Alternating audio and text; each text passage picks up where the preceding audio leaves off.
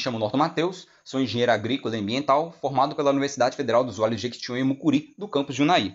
Esse trabalho tem como tema a quantificação de atributos físico-hídricos do solo, baseada na sua resistência à penetração, aplicação em Unai, Minas Gerais. Tem por autoria de Norton Matheus, que sou eu, Johnny Kelvin, Hermes Soares Rocha, Ingrid Horak Terra e Fabrício Silva Terra.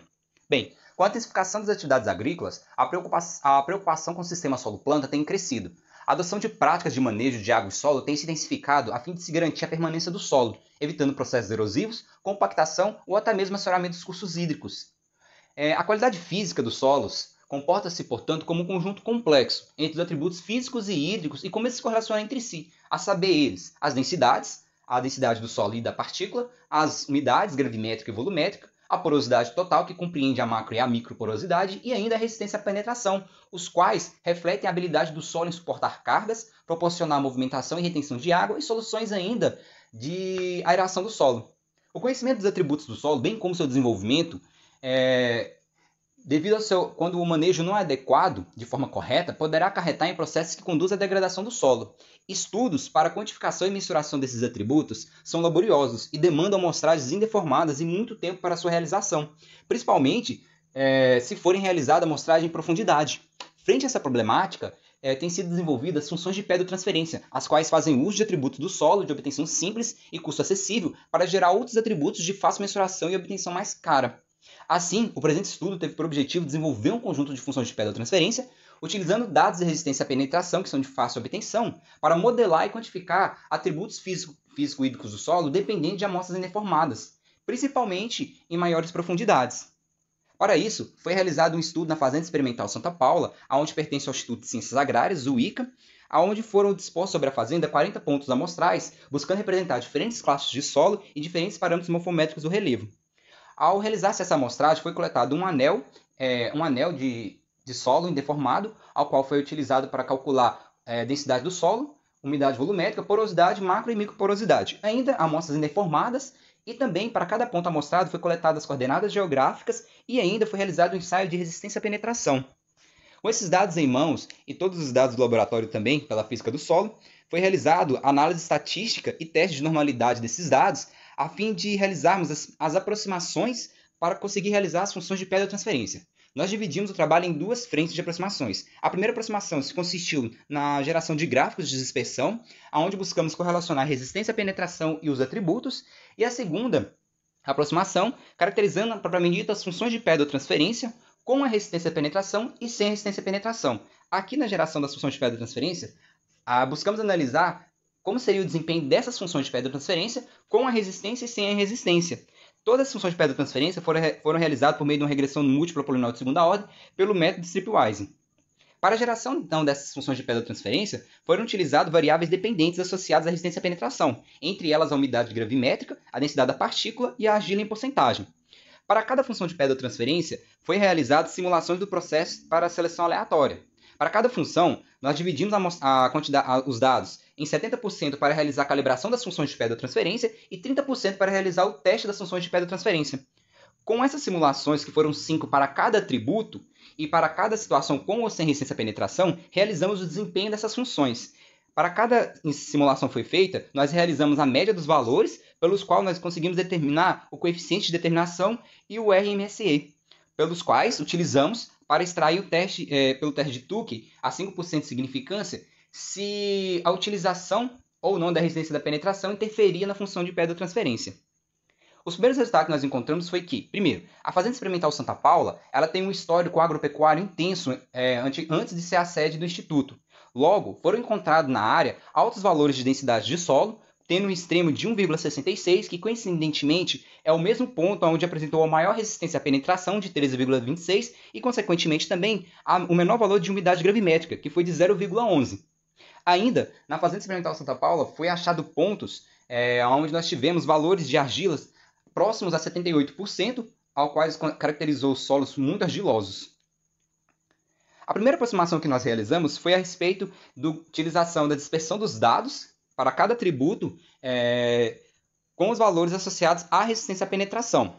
Utilizamos os dados normalizados, pegamos esses dados, dividimos eles em dois grupos de umidades, por meio de umidade gravimétrica, de 10 a 20 e de 20 a 30, e então realizamos uma linha de tendência para ver o comportamento, para ver se conseguiríamos utilizar a resistência à penetração numa modelagem utilizando apenas uma relação linear simples. Verificamos que não foi achado nenhuma correlação satisfatória e nenhum desses atributos que comprovasse a possibilidade da modelagem utilizando apenas a relação linear simples. Nós tivemos que apenas a microporosidade apresentou um R² que explicou 72% da variabilidade dos dados. Mesmo assim, foi apenas para umidades gravimétricas acima de 0,2 gramas por gramas.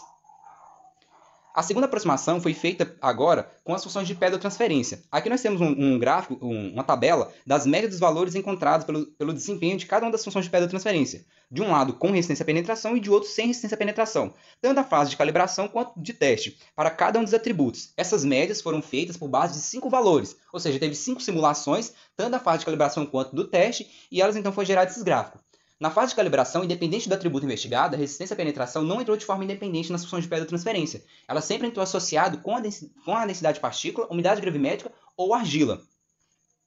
Nós tivemos que, com essas médias, nós pegamos elas, utilizamos essas funções de pedotransferência, realizamos todos esses coeficientes de determinação e pegamos e realizamos agora uma análise de variância para vermos se tem diferenciação entre a utilização de resistência à penetração ou não na função de pedotransferência.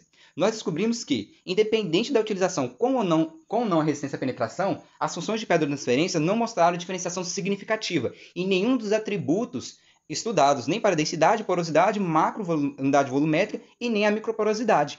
Vimos que, na calibração, a resistência à penetração então não entrou de forma independente. E na macroporosidade, por exemplo, todas as variáveis dependentes elas entraram associadas para a determinação da função de pedotransferência. E ainda, dentre todas as funções utilizadas, as funções de pedotransferência para a microporosidade foram as que apresentaram o menor coeficiente de relação. Como conclusão, nós temos que, primeiro, apenas os dados de resistência à penetração são insuficientes como variáveis independentes para produzir as funções de pedotransferência satisfatórias para a quantificação dos atributos.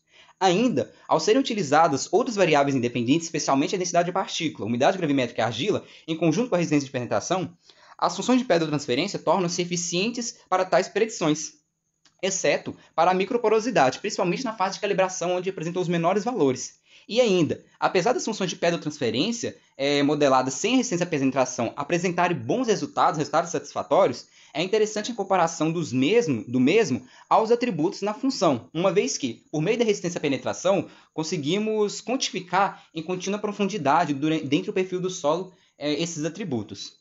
Em especial, agradecemos ao CNPq pelo fomento da bolsa, pelo qual financiou esse projeto de pesquisa, e à Universidade Federal dos Vales de Jequitinhonha e Mucuri por ceder o espaço e o laboratório para a realização dos mesmos.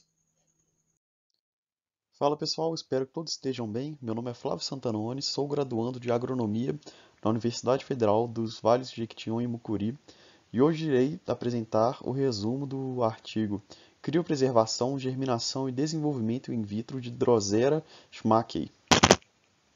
Antes de falarmos da espécie, precisamos entender primeiramente o que é criopreservação, que é uma técnica que usa o congelamento através de baixas temperaturas para preservar os materiais biológicos. O gênero de estudo, Drosera, é encontrado em todos os continentes do mundo e possui grande importância ornamental e, além disso, ela é muito valorizada na medicina.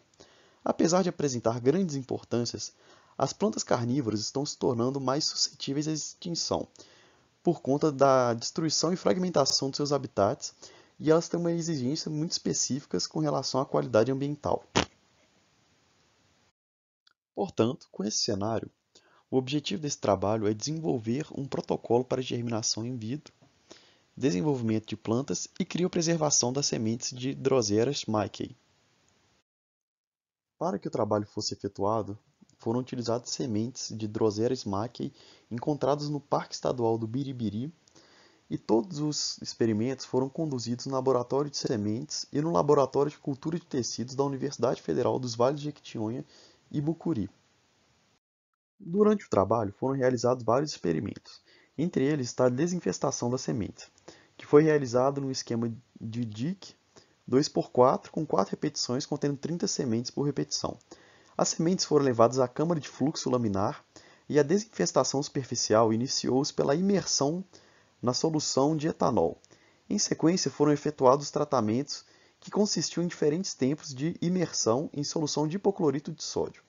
Após desinfestado, foi conduzido um teste de germinação com um total de 30 sementes de cada tratamento.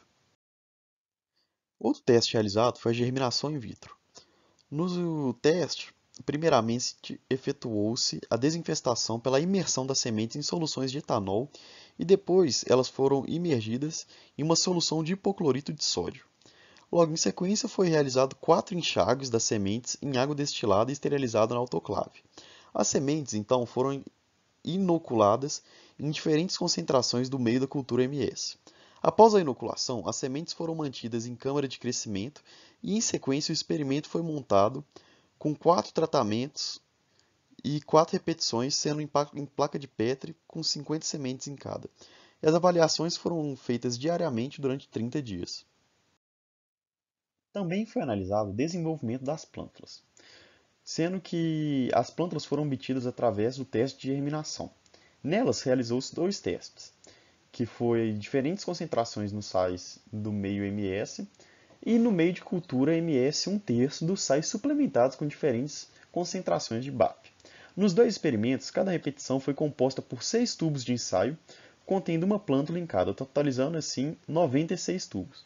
E também realizou-se um ensaio para avaliações de comportamento e sobrevivência das plântulas ex vitro, em que foram testados 4 tipos de substratos dispostos em uma bandeja. E por fim, foi avaliada a criopreservação das sementes, onde foi avaliado o teor de água das sementes antes e depois de serem congeladas em nitrogênio líquido. As sementes foram inoculadas em placas de Petri contendo meio Murashige e Skugge, com metade das concentrações salinas. E a porcentagem de germinação das sementes foi avaliada por 30 dias após a inoculação.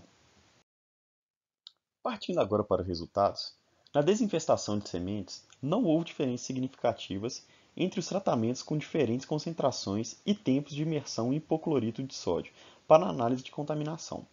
Pode ser verificado uma maior porcentagem de germinação nas sementes com o aumento das concentrações de hipoclorito e no tempo de imersão.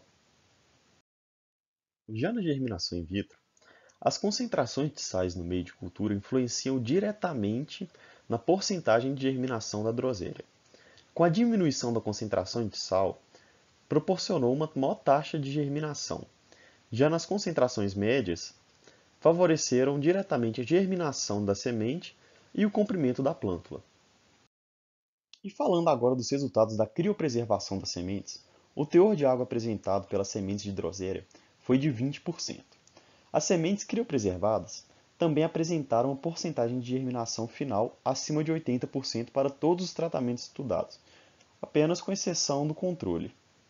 Com relação ao início da germinação, todas elas iniciaram a germinação a partir do 11º dia. Na parte do desenvolvimento de plântulas in vitro, o cultivo de plântulas na presença de diferentes concentrações de macronutrientes não influenciou negativamente a sobrevivência das plântulas de droséria, que foi 100% independente do tratamento.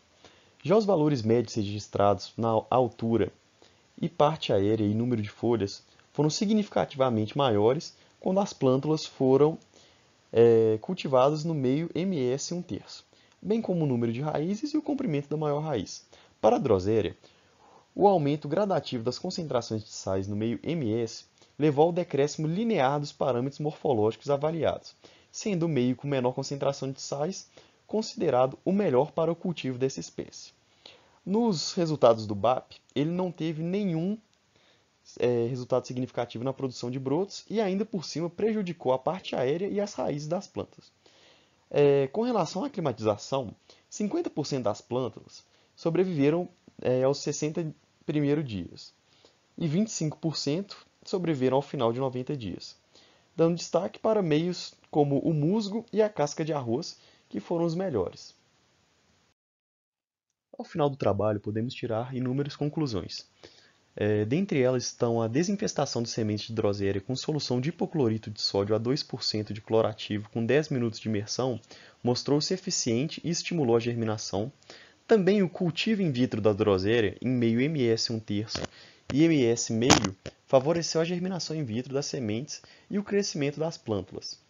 Assim como as sementes de Drosera podem ser criopreservadas em nitrogênio líquido sem o menor comprometimento da qualidade fisiológica em até 120 horas de armazenamento.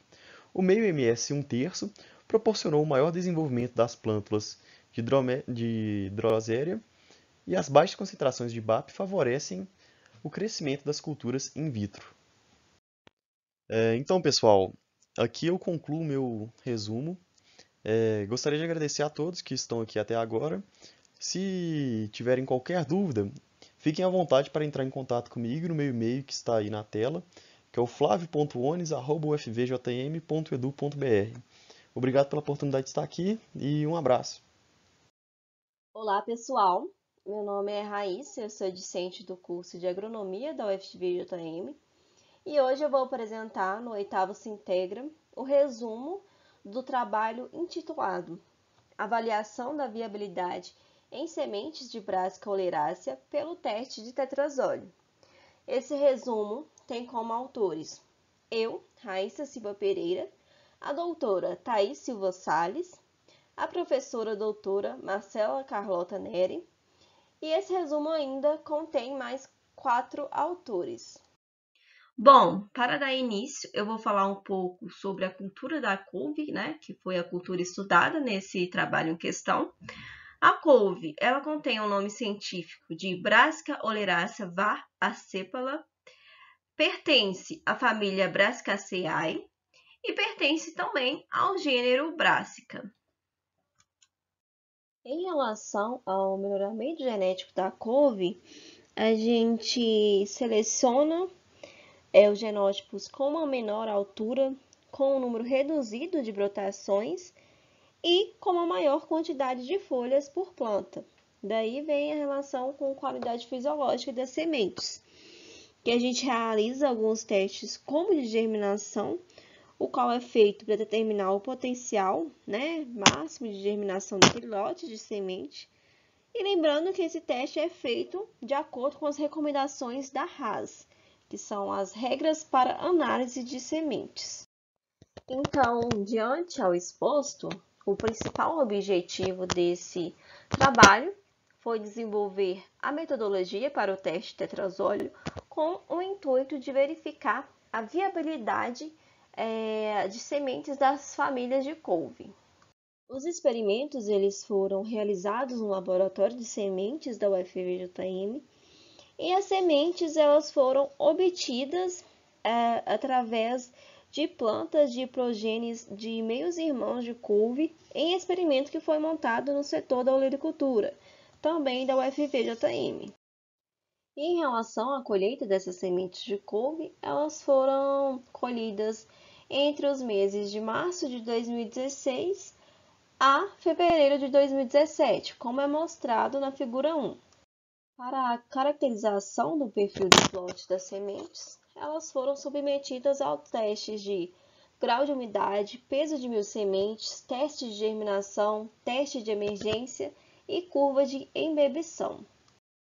Em relação ao teste de tetrazóleo, inicialmente, para definir os procedimentos que a gente utilizar no trabalho, a gente fez alguns testes preliminares, que a gente avaliou algumas combinações de tempo de hidratação, que foram os tempos de 10 e 14 horas, o pré-condicionamento entre papel a 20 graus Celsius.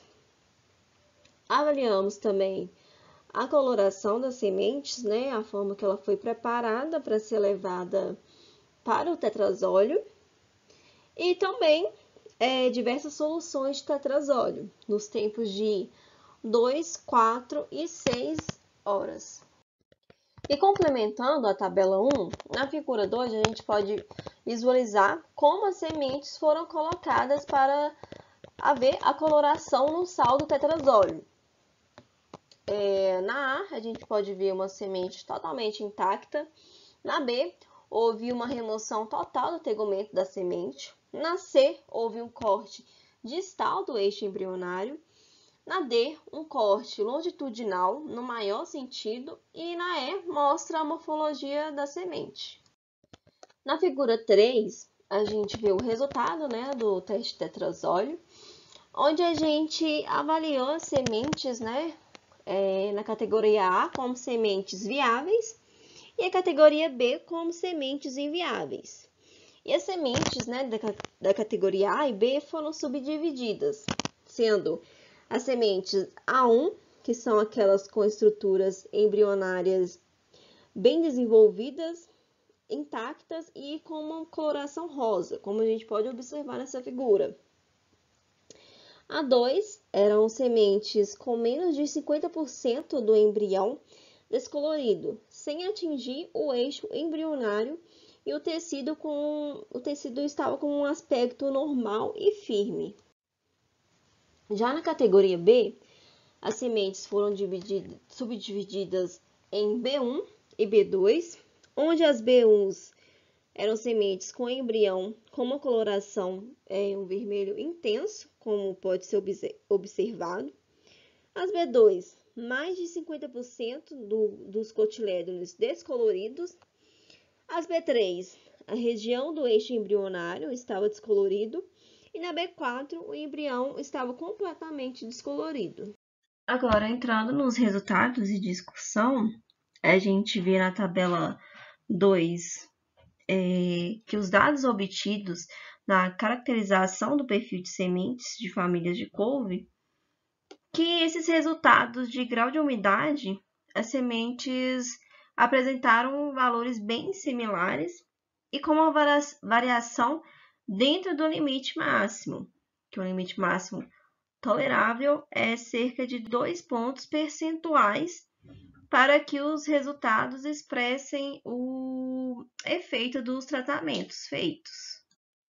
Em relação à tabela 3, a gente pode observar que para apenas a família 3, a gente vê uma diferença, né, entre os períodos de 2 horas e 4 horas na concentração de 0,75 do tetrazóleo.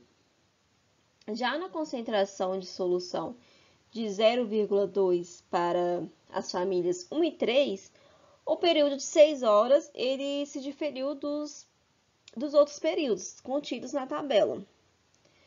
Já para a família 2, houve uma diferença nos períodos de 4 e 6 horas.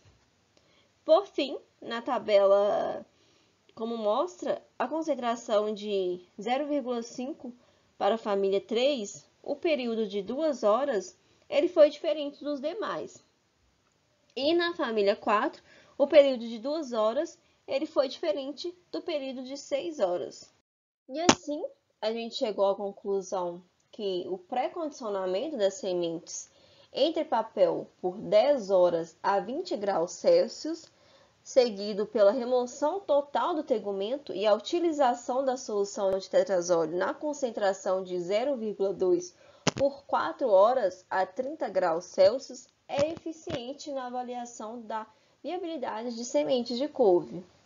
Bom, esse foi o nosso trabalho e quero deixar aqui o meu muito obrigado. Qualquer dúvida, estou disponível no meu e-mail, que é raissa.pereira@ufvjm.edu.br. Olá, pessoal. Meu nome é Raíssa, eu sou discente do curso de Agronomia da UFVJM e hoje eu vou apresentar no 8º Sintegra o resumo do trabalho intitulado Avaliação da viabilidade em sementes de Brassica oleracea pelo teste de tetrazóleo. Esse resumo tem como autores eu, Raíssa Silva Pereira, a doutora Thaís Silva Salles, a professora doutora Marcela Carlota Neri, e esse resumo ainda contém mais 4 autores. Bom, para dar início, eu vou falar um pouco sobre a cultura da couve, né, que foi a cultura estudada nesse trabalho em questão. A couve, ela contém o nome científico de Brassica oleracea var. Acepala, pertence à família Brassicaceae e pertence também ao gênero Brassica. Em relação ao melhoramento genético da couve, a gente seleciona os genótipos com uma menor altura, com um número reduzido de brotações e com uma maior quantidade de folhas por planta. Daí vem a relação com qualidade fisiológica das sementes, que a gente realiza alguns testes como de germinação, o qual é feito para determinar o potencial, máximo de germinação daquele lote de semente. E lembrando que esse teste é feito de acordo com as recomendações da RAS, que são as regras para análise de sementes. Então, diante ao exposto, o principal objetivo desse trabalho foi desenvolver a metodologia para o teste tetrazóleo com o intuito de verificar a viabilidade de sementes das famílias de couve. Os experimentos eles foram realizados no laboratório de sementes da UFVJM e as sementes elas foram obtidas através de plantas de progênies de meios irmãos de couve em experimento que foi montado no setor da olericultura, também da UFVJM. E em relação à colheita dessas sementes de couve, elas foram colhidas entre os meses de março de 2016 a fevereiro de 2017, como é mostrado na figura 1. Para a caracterização do perfil dos lotes das sementes, elas foram submetidas aos testes de grau de umidade, peso de 1000 sementes, teste de germinação, teste de emergência e curva de embebição. Em relação ao teste de tetrazóleo, inicialmente, para definir os procedimentos que a gente utilizar no trabalho, a gente fez alguns testes preliminares, que a gente avaliou algumas combinações de tempo de hidratação, que foram os tempos de 10 e 14 horas, o pré-condicionamento entre papel a 20 graus Celsius. Avaliamos também a coloração das sementes, a forma que ela foi preparada para ser levada para o tetrazóleo. E também diversas soluções de tetrazóleo, nos tempos de 2, 4 e 6 horas. E complementando a tabela 1, na figura 2 a gente pode visualizar como as sementes foram colocadas para haver a coloração no sal do tetrazóleo. Na A, a gente pode ver uma semente totalmente intacta. Na B, houve uma remoção total do tegumento da semente. Na C, houve um corte distal do eixo embrionário. Na D, um corte longitudinal no maior sentido. E na E, mostra a morfologia da semente.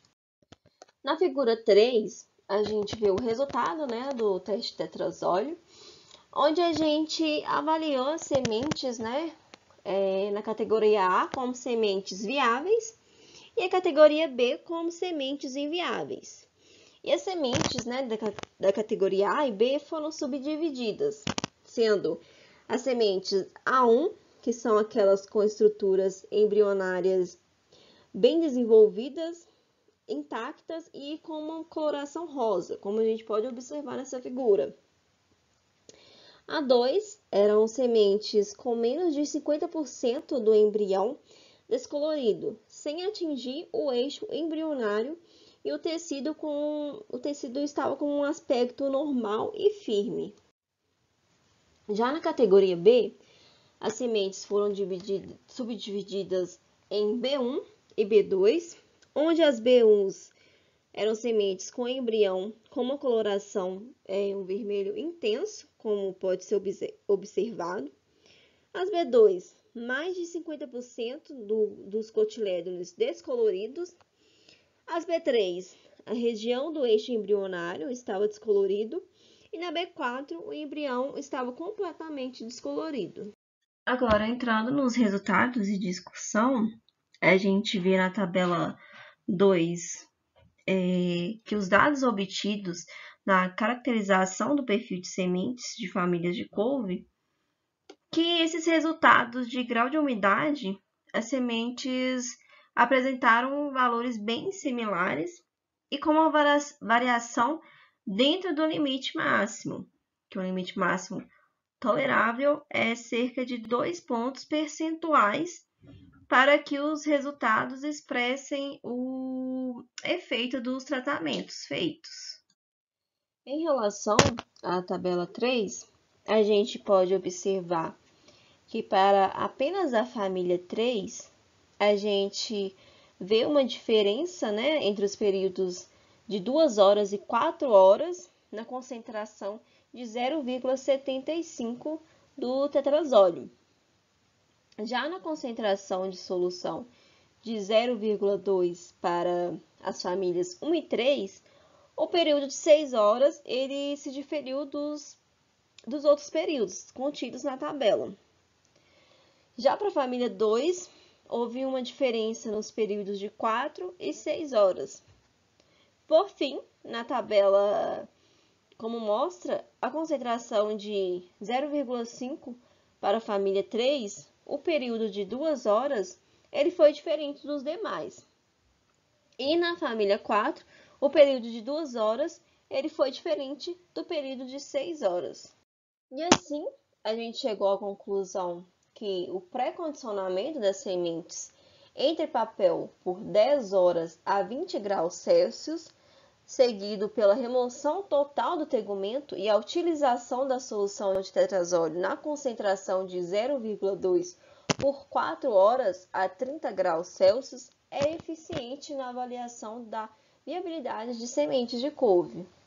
Bom, esse foi o nosso trabalho e quero deixar aqui o meu muito obrigado.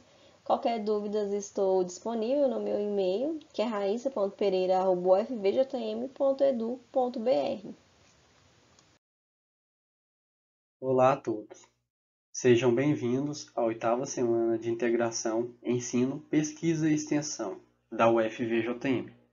Hoje, como tema, abordaremos a avaliação e classificação das anemias de vacas leiteiras no município de Unai. Os autores são Davi Ramiro Vale de Oliveira, Paulo Fernandes Marcusso, Genevaldo Barbosa da Silva, Ana Flávia Alves de Souza. A instituição de ensino foi a Universidade Federal dos Vales de Jequitinhonha e Mucuri, campus Unai.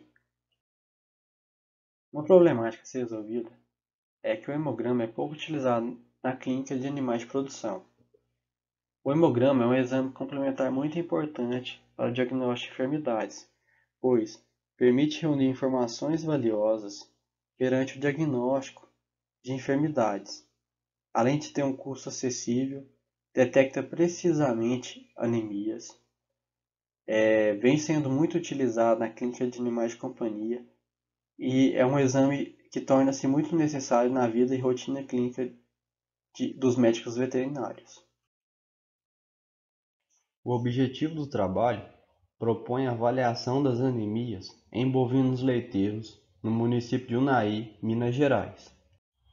A metodologia utilizada foram coletadas amostras sanguíneas por punção da veia jugular externa de 100 bovinos leiteiros em 4 propriedades no município de Unai, Minas Gerais.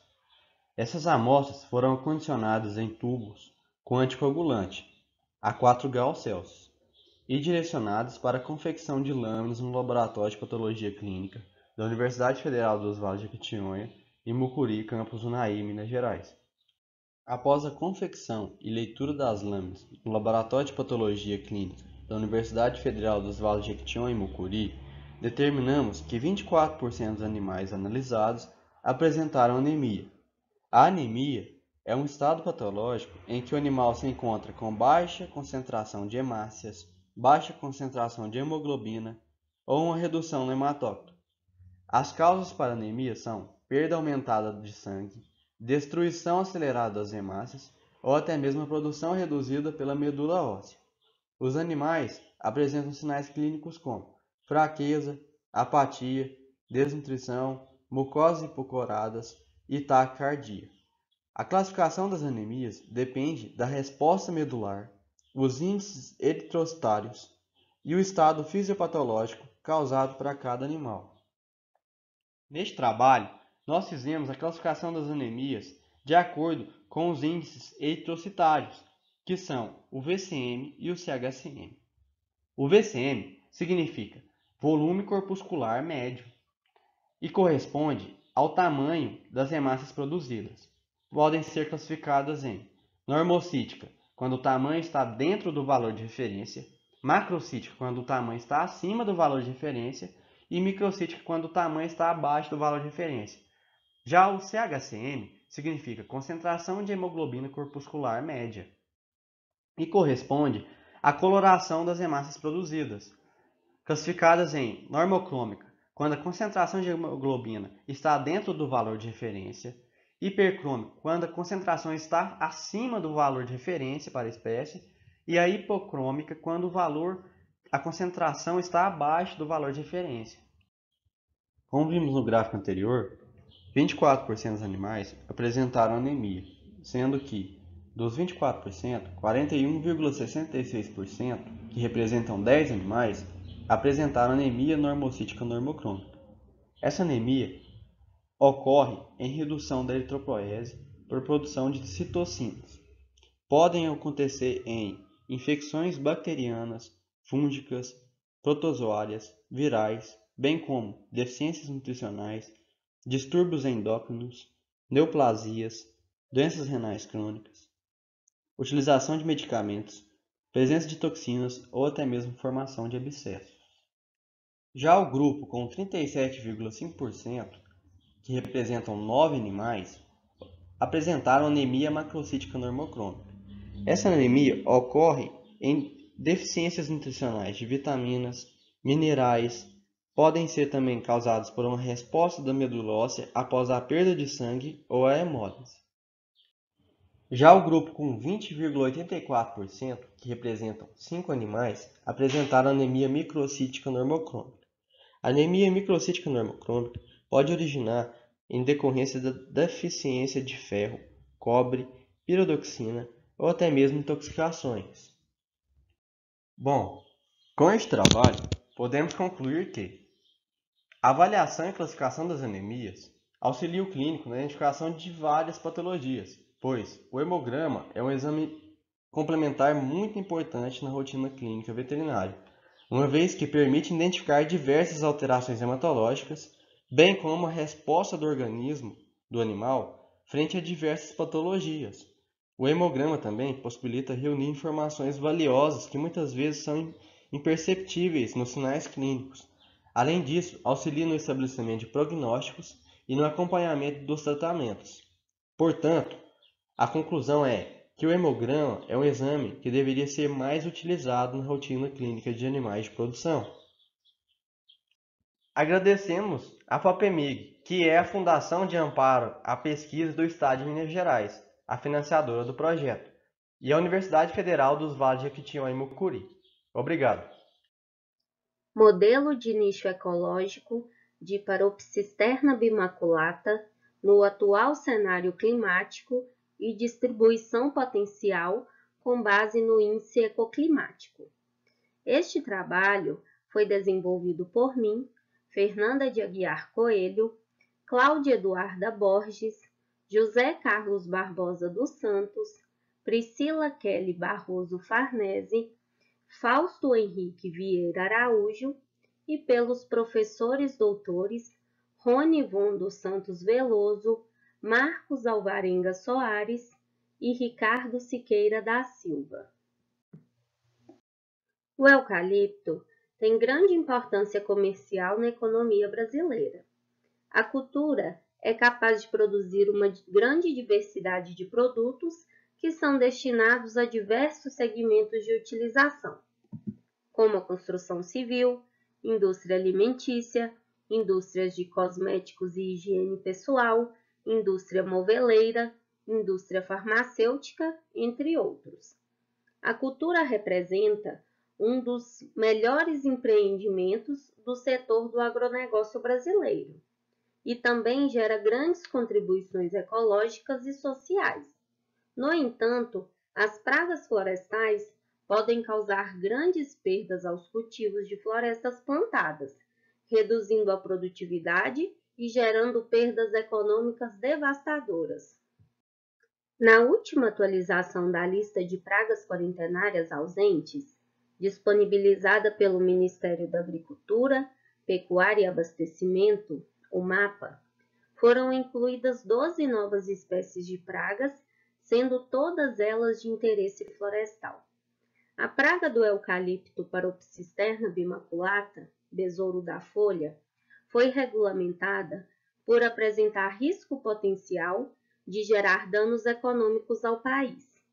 As pragas exóticas dominam as áreas de plantios florestais, pois são as mais frequentes, são as que causam maiores danos e por isso merecem maior atenção. Nesse sentido, os modelos de nicho ecológico surgem como uma alternativa para auxiliar na prevenção da entrada da praga em território nacional. Os modelos de nicho ecológico são utilizados para prever a distribuição das espécies e auxiliam em diversas linhas de pesquisa direcionadas à ecologia.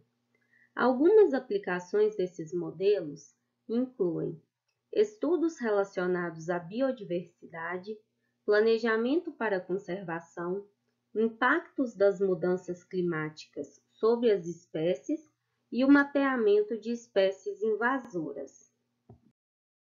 Objetivou-se, no presente trabalho, determinar um modelo de nicho ecológico para Paropsisterna bimaculata, o besouro da folha, que é importante praga em plantios florestais.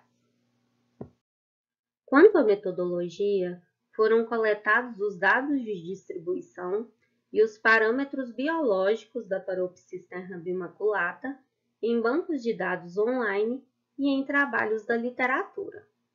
Foi utilizado o programa Climix para modelar o índice ecoclimático para o atual cenário climático da praga, Paropsisterna bimaculata, e a distribuição potencial do inseto em regiões de validação com base no índice ecoclimático. No total, 44 pontos de ocorrência da espécie foram coletados e sua distribuição está concentrada exclusivamente na Tasmânia. Quanto à distribuição potencial com base no índice ecoclimático, o modelo apresentou adequação em regiões localizadas no Trópico de Câncer, sul da Austrália e países da América do Sul, incluindo a região sul do Brasil.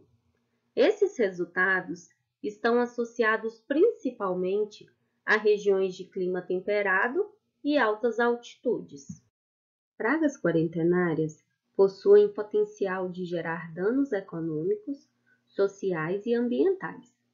A adequação climática para Paropsisterna bimaculata na região sul do Brasil e em países vizinhos como Peru, Equador, Bolívia e Argentina demonstra a necessidade de medidas de prevenção quanto à introdução da praga no país.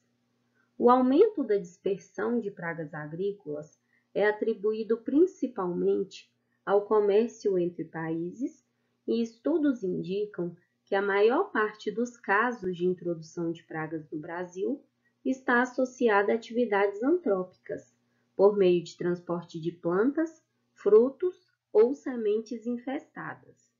Ressalta-se ainda a importância do desenvolvimento de novos trabalhos devido à ausência de informações sobre a espécie. Obrigada pela atenção.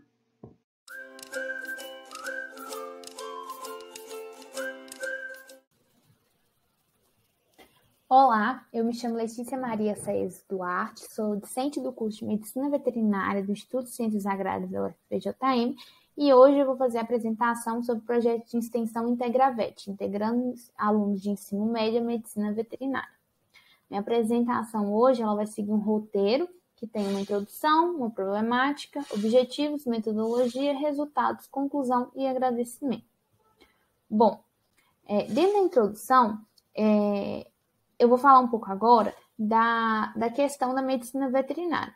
A gente sabe que desde os primórdios, quando o homem começou a domesticar os animais, a gente já tem início da medicina veterinária, é quando o homem começa a cuidar desses animais. E hoje a gente sabe que a medicina veterinária tem uma grande importância dentro da saúde única, uma vez que esse profissional ele pode cuidar da saúde dos animais e da saúde humana por meio do controle de zoonoses e até mesmo controle ambiental. Então, o médico veterinário hoje tem diversas funções que entram dentro da saúde única. E o curso de graduação em medicina veterinária da UFVJM é um curso de excelência e tem se mostrado com destaque nas provas nacionais e avaliações do MEC. Então, a gente entra dentro da problemática que o IntegraVet tentou solucionar, que é a ausência de um projeto de extensão semelhante ao IntegraVet, a baixa procura dos estudantes pelo campus e pelo curso também, e seria uma forma de propagar a esses estudantes uma opção de curso com destaque nacional dentro de uma universidade de excelência. Então, o IntegraVet seria uma solução para essa problemática, a fim de recepcionar e orientar os alunos de ensino médio em relação à medicina veterinária e as formas de ingresso dentro do curso. Então, como objetivo geral, a gente tem que orientar esses alunos, né, sobre as formas de ingresso e as áreas de atuação do médico veterinário. E como específicos, a gente optou por fazer postagens no Instagram sobre temas, orientar os estudantes sobre o mundo universitário, promover conhecimento público sobre esses temas, palestras nas escolas, que não pôde ser tão efetiva por causa do isolamento social devido à pandemia, e recepcionar os nossos calouros também. Então, como metodologia para a gente cumprir com esses objetivos, a gente optou pelas páginas de Instagram e um canal no YouTube, porque a gente sabe que hoje uma das maiores formas de propaganda e de pesquisa também, principalmente do público jovem, são as redes sociais. Então, o IntegraVet hoje tem uma página no Instagram que se chama IntegraVet UFVJM, onde lá a gente orienta sobre as datas dos processos seletivos, quais são esses processos seletivos, as áreas de atuação do médico veterinário e as recepções de calouro. Então, algumas das postagens que a gente já fez dentro dessa página do Instagram seria a apresentação do IntegraVet, as formas de ingresso, os cronogramas de Enem e SISU, que são uma das formas de ingresso, e as opções que os alunos têm. Então, por exemplo, alguns estudantes de ensino médio entraram em contato com a gente pelo direct e pelos e-mails, perguntando o que eles poderiam fazer por não ter passado na primeira chamada, na chamada regular do SISU. Então, a gente faz publicação sobre isso, explica, tem as chamadas, as outras chamadas, né? Até porque a gente visa atender um público maior. Então, a dúvida desse aluno, às vezes, poderia ter sido de um outro aluno que a gente conseguiu sanar por meio da publicação. E o canal do YouTube do IntegraVet hoje foi usado para fazer lives de recepção de calouros nos últimos 2 semestres, auxiliou a direção do ICA na recepção dos calouros dos outros cursos também, e fez uma forma de acolhimento desses alunos que estão entrando no mundo universitário agora. E como resultado do projeto, a gente tem a questão da acessibilidade, uma vez que os alunos que estavam interessados, estavam com dúvidas em relação aos processos seletivos, entraram em contato com a gente foi capaz de estar nessas dúvidas, foi um contato mais direto que esses alunos puderam ter com os veteranos, com os alunos, tirarem suas dúvidas, pegarem opiniões.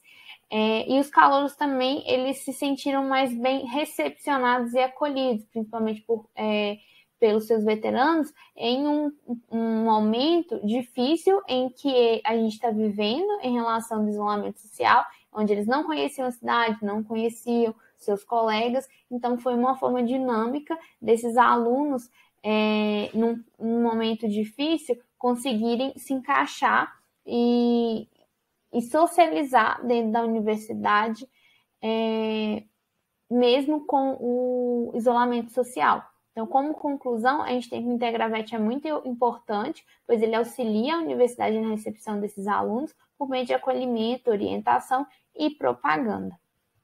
Hoje eu gostaria de agradecer aos docentes Paulo Fernandes Marcus, Soraya de Araújo Diniz e Giane Broto Siqueira, que juntamente a mim criaram o IntegraVet e auxiliam, não só a mim, mas como os discentes Igor Vitor Alcântara Calmon, Gênique Nunes de Castro, Fabíola Aparecida de Oliveira Nogueira, na concretização do projeto, que é o Integravet. Muito obrigada e até a próxima. Olá, eu me chamo Letícia e hoje eu falarei um pouco sobre o projeto que tem como tema o processamento de resíduos agroindustriais da manga Tommy Atkins para a síntese de nanopartículas de celulose.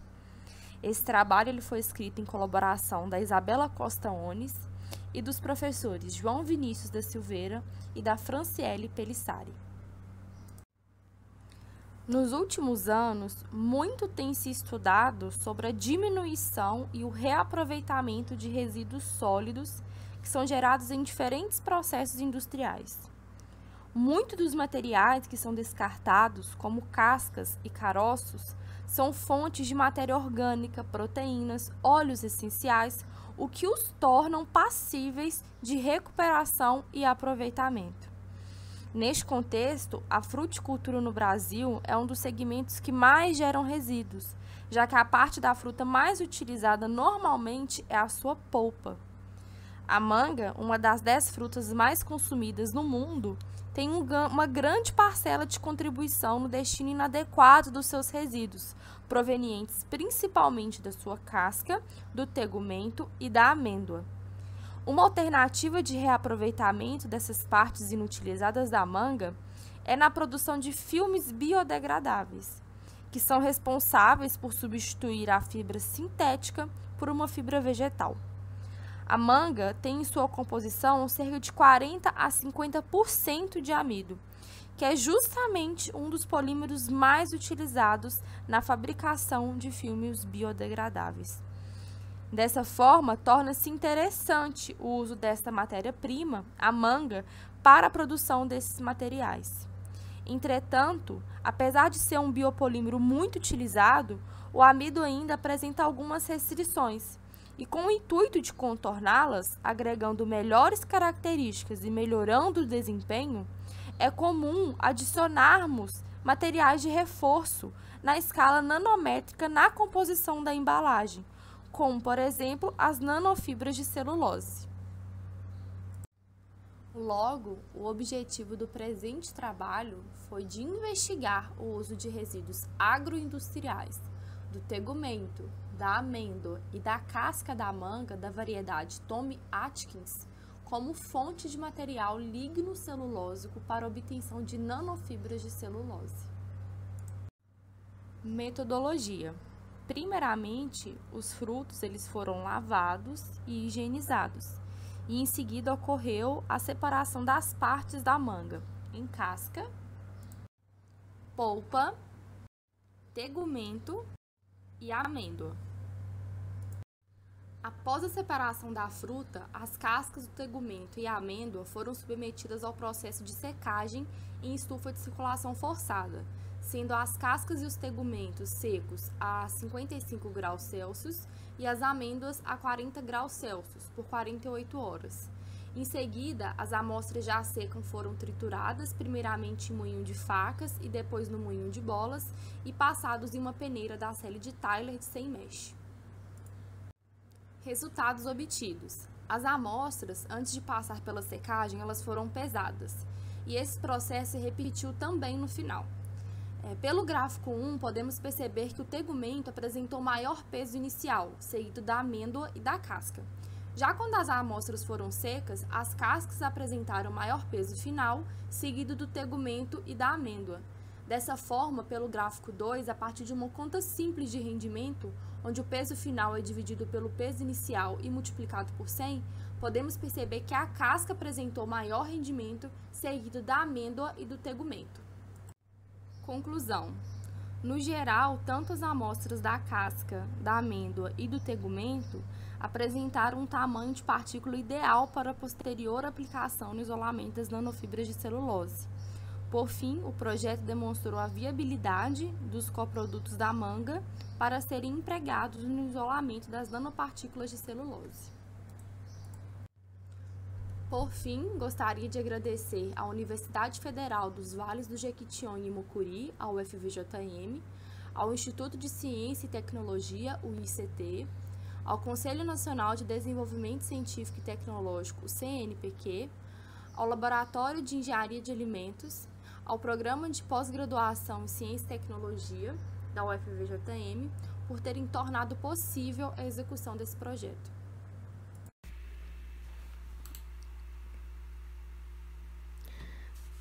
Olá, meu nome é Vitória, sou estudante do 7º período de Zootecnia e vou falar um pouquinho para vocês sobre o projeto de índices de custo de produção de caprinos leiteiros para a microrregião de Diamantina.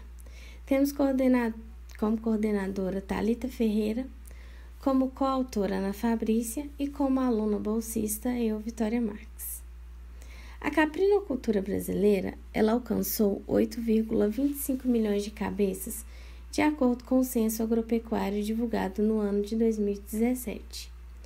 A região Sudeste é a segunda maior bacia leiteira de caprinos, destacada pelo crescimento de 35% em Minas Gerais, terceiro produtor de leite de cabra do país. A atividade de produção de leite derivado de cabra tem sido uma oportunidade na agropecuária para pequenos produtores, principalmente para atender os consumidores rigorosos e também os apreciadores de produtos caprinos no estado de Minas Gerais. Apesar do grande avanço no conhecimento sobre os caprinos e a atividade, o caprinocultor brasileiro ainda tem dificuldades de acesso a essas informações. E mesmo quando possui acesso, ainda tem dificuldades em aplicar tais conhecimentos à criação, principalmente devido à sua descapitalização e ao despreparo da mão de obra do setor. A maior parte dos pequenos produtores não possui fácil acesso às informações técnicas de produção, devido à falta de recursos financeiros ou até mesmo pela distância entre entidades de pesquisa e esses produtores. E ao se tratar da caprinocultura, a maioria são pequenos produtores rurais. Assim, levar a informação para aperfeiçoar o sistema de produção e agregar valor ao produto é de suma importância para a atividade econômica. Desta forma, esse projeto de extensão é fundamental para a inclusão dos produtores com entidades de pesquisa.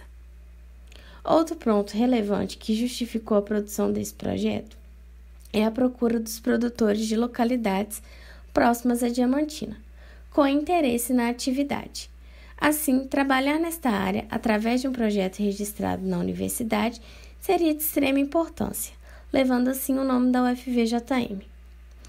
O principal objetivo desse projeto é elaborar um indicador de custo de produção para a caprinocultura leiteira na microrregião de Diamantina, realizar levantamento do perfil das propriedades destinadas à criação de caprinos leiteiros, contemplando índices zootécnicos e demais características produtivas. A metodologia está sendo feita uma análise pontual para a coleta de informações, coeficientes técnicos, orçamentos de produção, número de funcionários, salário médio, entre outros dados pertinentes para acompanhar o custo de produção e o fluxo de caixa das propriedades. Este é o método que está sendo utilizado para o cálculo de custo de produção. Temos aqui o índice de custo de produção de leite de cabra para a região no período, o custo de produção na região no período em reais por quilo, o custo de produção na região no mês base. O mês base que está sendo utilizado é o mês de abril. Variações dos índices de custo de produção entre o mês de abril e novembro foram confirmadas com o aumento ao longo de todo o período estudado. Podemos perceber um crescimento desses índices, sendo eles: temos os meses de abril, julho, setembro e o mês de novembro. Ao lado, nós temos o custo total de cada mês. O custo total é tudo aquilo que foi feito o orçamento e todos os insumos utilizados para a produção de caprinocultura leiteira. Temos ao lado também o índice de custo de produção de caprinos de cada mês. Como podemos ver, esse índice ele está sofrendo um aumento a cada mês. Então, podemos concluir que os índices de custo de produção para a criação de caprinos têm sido crescente devido ao preço dos insumos. Agradecimento ao FVJM e à PROEX.